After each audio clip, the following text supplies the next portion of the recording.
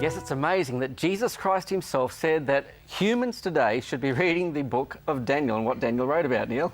That's exactly right. I mean, in Matthew 24, Jesus said that, we ought to study the writings of Daniel because they give us certainty and help us lock our faith into as we see the world just changing rapidly around us. Okay. So there are incredible prophecies and visions given there for us to... That was true back in Jesus' time. It certainly was. Yeah, it was true even for today. Absolutely. Yeah. Christians find hope and purpose from the writings of Daniel. Yeah, how does it relate today? Well, the book of Daniel is incredible because Daniel was an amazing individual. He lived a really healthy life and lived to a long age. He was a wealthy man. We can learn from that about him. He also became the prime minister in the country that he was a captive in. And then when that country got taken over by the Persian Empire, he became the prime minister of that land as well. So there's tons we can learn about for today. Now, St. John also said that the writings of Daniel the prophet should be studied today. It's quite incredible when you think about that. Yeah, in fact, St. John says that the prophecies of Daniel are relevant for our day today. But that's another story. We'll get into that further down the track. Okay.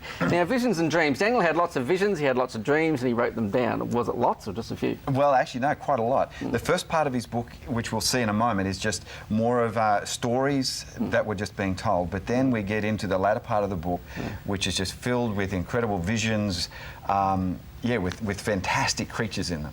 Okay, well, look, we're going to have some fun, and we're just going to sail through the 12 chapters of Daniel in the next 6 or 7 minutes together. So hang on to your seats, and Neil's going to kick it off for us. What happens at the beginning of Daniel? In Daniel chapter 1, he goes from captivity in Babylon all the way from Jerusalem into Babylon, and he then goes through a bit of a test. So it's a look at health as well in this text. Okay. Chapter 2, you find out that Daniel has this interpretation of a dream that outlines 5 empires, world empires, that leads right up to today. In fact, it's so amazing that it gives good reason to believe that the Bible's inspired by God. Yeah, and of course then you've got Daniel chapter 3, and this has got the incredible tale of an ancient burning fiery furnace. Now Daniel and Daniel's 3 friends are thrown into the furnace. Will they burn in the flames, or will God supernaturally deliver them? And what's also amazing about this chapter, there's a 666 power mentioned inside it. What happens in chapter 4? Well, in chapter 4 we've got the story of King Nebuchadnezzar and his conversion experience. I mean, he was a proud king of a great nation, and God humbles him through an incredible sequence of events, and in the end he recognises there is a true God in heaven. Oh, okay. In chapter 5, we find that ancient Iraq is invaded by ancient Iran. The king's killed, but Daniel survives, and we learn about how to survive tough times. And of course, one of the most famous stories in all of Holy Bible is Daniel in the lion's den. Yes, this is the author of the book of Daniel, the one who was thrown into the lion's den. He prays for help and deliverance, and the Holy Bible records angels came, they stopped the mouths of the lion, and he wasn't eaten alive. A famous tale. In the next chapter, we learn about the ancient biorhythm of life, 6 days of work and 1 day of rest. And we learn how that's appropriate in our fast-paced 24/7 life today. And what really inspires me and gets me going is that the longest prediction in the book of Daniel is found in Daniel chapter 8.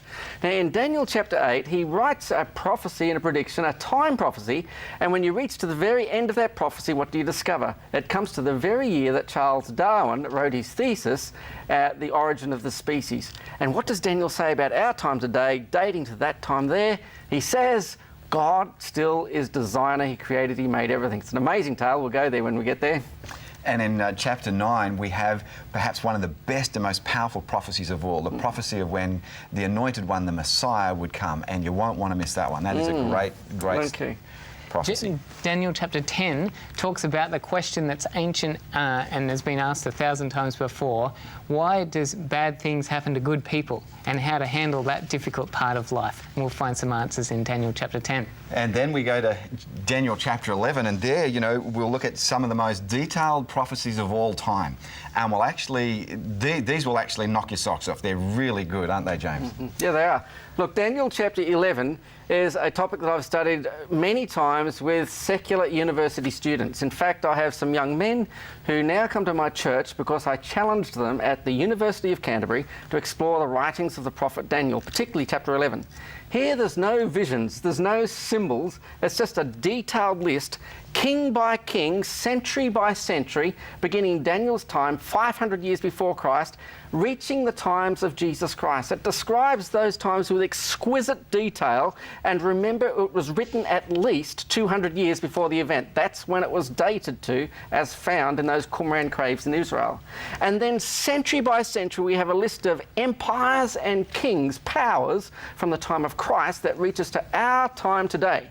This is binary. It's yes and no. It's testable. It's objective. You can check the predictions out with the facts of history and decide for yourself, was this a supernatural prediction thousands of years in advance about events that occurred through history until our time today?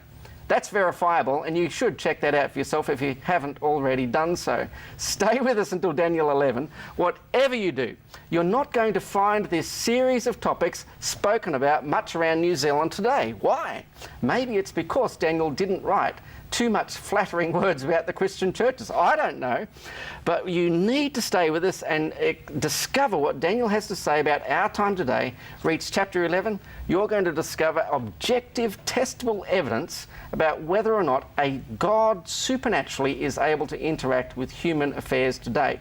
But chapter 12's got even better news. Yeah, chapter 12 is incredible, and it talks about the fact that success can last forever. It talks about life after life, and it's full of hope. You're going to love it. Yes, it talks about a resurrection there. I'm looking forward to it. A resurrection from the dead. Oh, absolutely. Yeah. And you know, the overarching theme of the whole book of Daniel is that there is a God in heaven and this God is in control. And that's a very exciting thought in our world.